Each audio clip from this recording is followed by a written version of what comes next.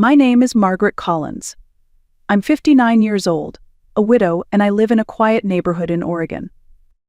I've worked as an office manager at a law firm for nearly 2 decades, raised 2 children, Emily, my daughter who just turned 32, and Luke, my 29-year-old son, and spent most of my adult life making sure they never had to struggle the way I did. Last Tuesday, I received an email that changed everything. It was from Emily. No subject line, just her name sitting in my inbox. I smiled before opening it, thinking maybe it was a quick update or a sweet note before her big day. We had just spoken about her wedding plans a few weeks ago. I had already contributed $30,000 to help her book the venue, secure a photographer, and reserve the florist she loved since college. But when I opened the email, the smile vanished. Mom, the email started, "No, dear Mom, just Mom," like a label. Emily explained that she, along with her fiancé Andrew and his family, had finalized the guest list for the ceremony in Napa Valley. And after much thought, they decided it was best for me to watch the wedding via livestream, not in person. She added that Andrew's mother was particular about the guest count and wanted to keep things intimate.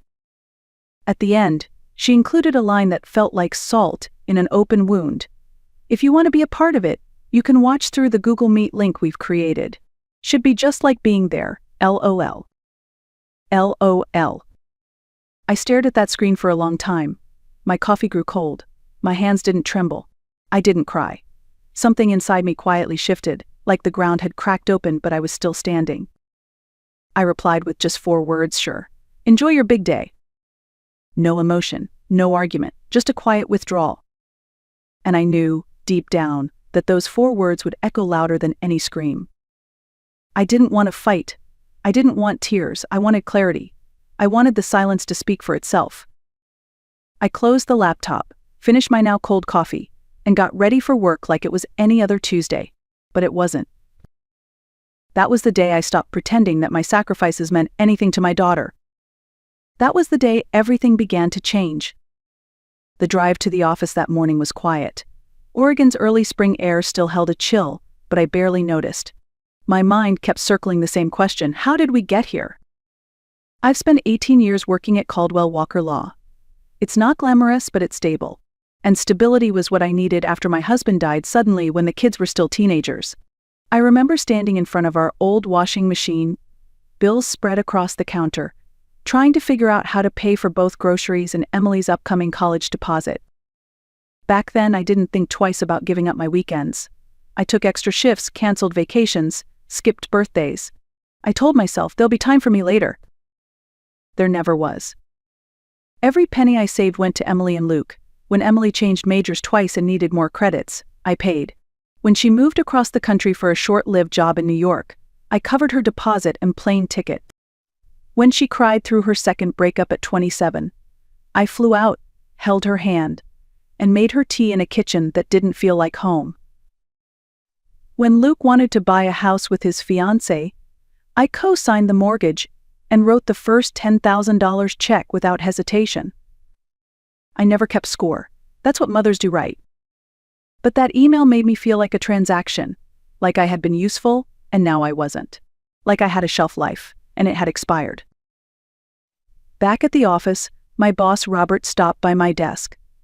He's one of those rare men who remembers birthdays and how you take your coffee. He noticed something was off right away.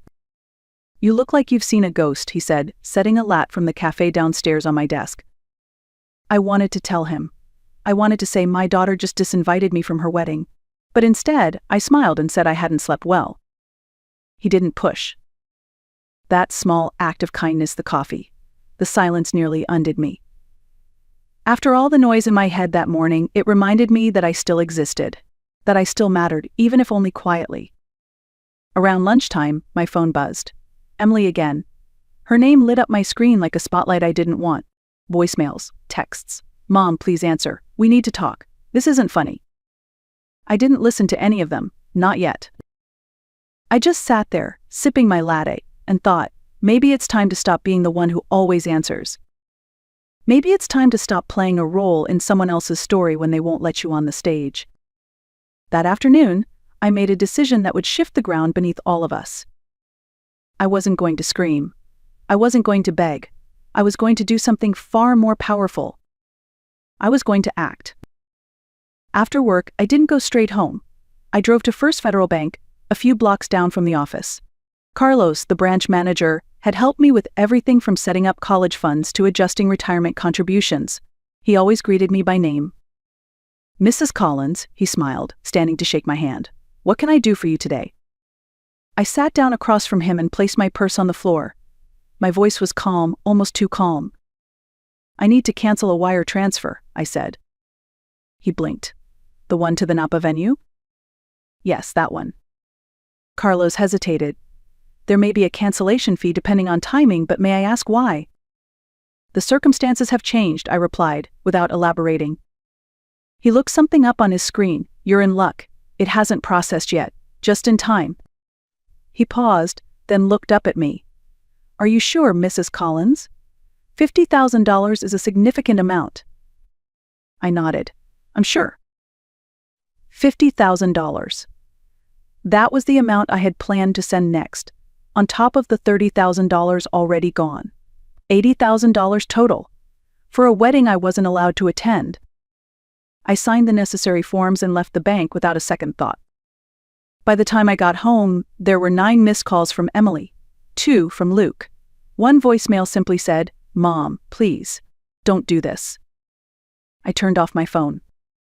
In the kitchen, I reached for the bottle of red wine I'd been saving for Thanksgiving. I hadn't opened it back then. Emily was supposed to visit, but she canceled last minute. "Work," she said. I poured a glass, took it out to the porch, and sat in the fading sunlight. Birds chirped in the trees. A neighbor's dog barked. Everything felt still. And then the memories started coming in waves. All the birthdays I planned alone. All the holiday dinners where I pretended I wasn't waiting for a call that never came. All the small sacrifices that nobody noticed. The new shoes I didn't buy. The car I drove for 14 years. The vacations I postponed. I thought about Andrew's mother, the woman who barely knew Emily, yet her opinion carried more weight than mine. The woman whose idea of family meant excluding the one person who had carried Emily through every hard season of her life. I thought about the way Emily signed off her email with LOL. As if watching your own daughter's wedding through a screen was a joke. And finally I thought about myself, not as a mother, not as a widow, but as a woman. What did I want? Peace, dignity. A life that didn't revolve around being useful to people who only showed up when they needed something. That night, around 9 p.m., the doorbell rang. I thought about ignoring it, but curiosity got the better of me. It was Luke, still in his office clothes, tie loosened, sleeves rolled up. He looked uncomfortable, holding his phone in one hand like a shield. "Mom," he said, stepping inside before I could speak. "Why aren't you answering your phone? Emily's freaking out." I shut the door calmly. "Hello to you too." He sighed, already pacing. "She says you're not coming to the wedding now, that you're being difficult." I laughed. Difficult? For not attending a wedding I was uninvited from? He shifted uncomfortably. "Andrew's parents are footing most of the bill, Mom. You know how traditional they are." I raised an eyebrow. Traditional? I already paid $30,000. I was about to give $50,000 more. That's not tradition, that's a be-out. He froze. "Wait, you were sending another 50. "Was," I said, sipping my wine. "But not anymore." Luke's face went pale. "Mom, they're counting on that. The venue, the food, the—" "Not my problem anymore," I said evenly. His voice rose. "Of course it's your problem. She's your daughter." "And I'm her mother," I said quietly. "A mother who was told to stay home and watch from a screen." He ran his hands through his hair, visibly agitated. "You always make everything about yourself." And that was it. That was the moment something inside me finally gave way. "Get out of my house." "What?" "You heard me, Luke. Get out." "Mom." "No," I said, firm but soft. "I've given everything I had, and I'm done being the villain in a story I wrote with love." Luke stood there for a second longer, then turned and walked out. The door clicked behind him quietly, but it felt louder than any slam. I stood in the middle of my living room, heart pounding, and realized something startling. I didn't feel guilty. I felt free. The next morning, I woke up to 43 missed calls and a string of frantic messages from Emily. They started with passive-aggressive guilt. "Mom, we need to talk." "Why are you doing this?" "This is childish." Then the tone shifted. "The venue just called. The payment didn't go through. We're going to lose everything if we don't pay by tomorrow. Andrew's parents are furious. They said this proves they were right about you." At 3:24 a.m., she sent. "I don't understand why you're doing this to me." I smiled into my coffee. Of course she didn't understand. Emily had grown up with my sacrifices woven so tightly into her life that she never stopped to question where the comfort came from, the security, the stability. She just assumed it would always be there. That I would always be there. But not this time. Later that morning, while I was reviewing contracts at my desk, an email popped up in my personal inbox. The subject line read, "Please don't ruin my wedding. I opened it without expectation. "Mom," she wrote, "I know you're upset about the livestream situation, but this is extreme. We've lost the venue deposit, and if we don't pay the remaining balance by end of day Paris time, the caterer walks. Andrew's parents are beyond upset. They're saying this proves you can't be reasoned with. Please don't do this. We can talk about you attending the ceremony, but we need the funds first." There it was. They were willing to talk about letting me attend, now that the money was gone. Not an apology, not a reflection. A negotiation. As if my presence at my own daughter's wedding could be bartered, bought, or sold depending on how generous I was feeling. I didn't respond. I closed the email and turned back to my work. Around noon, Robert stopped by my desk. "Lunch," he offered. "That new Italian place just opened." I almost declined, as I usually did. But something in me shifted. Maybe it was the clarity of the past 24 hours. Maybe I just needed to sit somewhere that didn't ask anything from me. So I nodded. I'd like that. Over pasta, he told me about his grandkids and how exhausting but beautiful it was to chase after them. His eyes were soft. Real. He paused and said gently, "Forgive me, Margaret, but you seem lighter today." I surprised myself. I told him everything. About Emily, the email, the wedding, the money, and what I did. When I finished, he didn't judge. He didn't try to fix anything. He just said, "Sometimes the hardest part of love is setting boundaries, especially with the people we've given the most to." He reached across the table and briefly squeezed my hand. "I think you did the right thing." For the first time in a long time, I believed that too. When I returned to my desk, there were more calls, more texts. But I didn't answer. I didn't need to. Because for the first time, my silence spoke volumes. That evening, as I pulled into my driveway, the sky was already dimming. The porch light clicked on automatically. Everything looked still peaceful, even. But there was someone sitting on my front steps. As I got closer, I recognized her. Sophia. She stood up quickly, brushing invisible lint from her coat. Sophia had been Emily's best friend since 5th grade.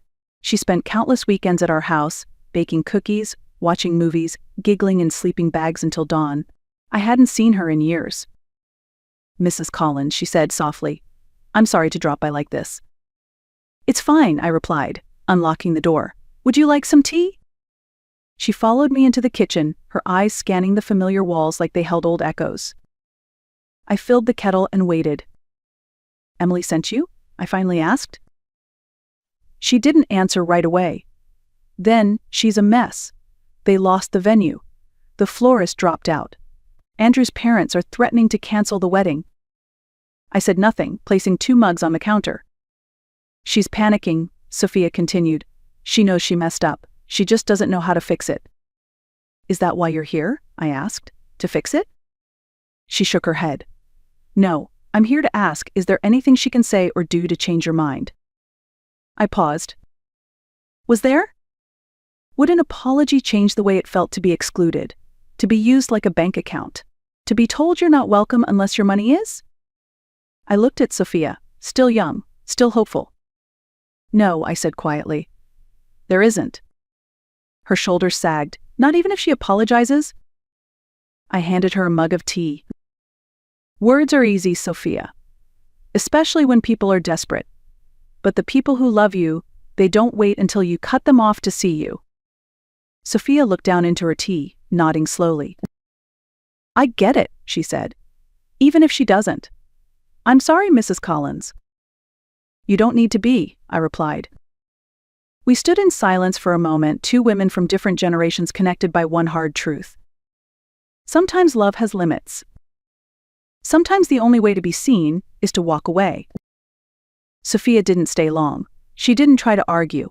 She just thanked me, hugged me gently, and walked back into the night.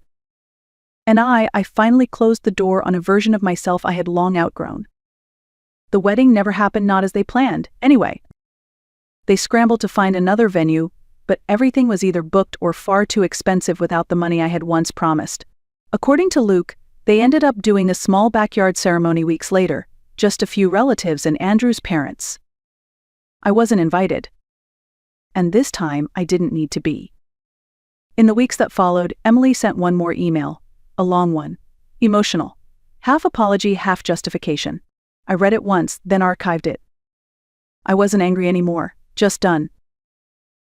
There's a strange peace that comes with letting go, not in rage, but in clarity.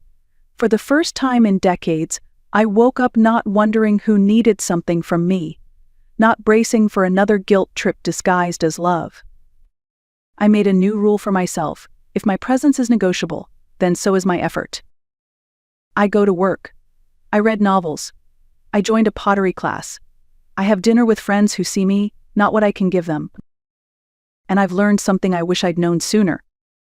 You don't have to burn yourself to keep others warm. If this story resonated with you, share it, comment below. And don't forget to like and subscribe.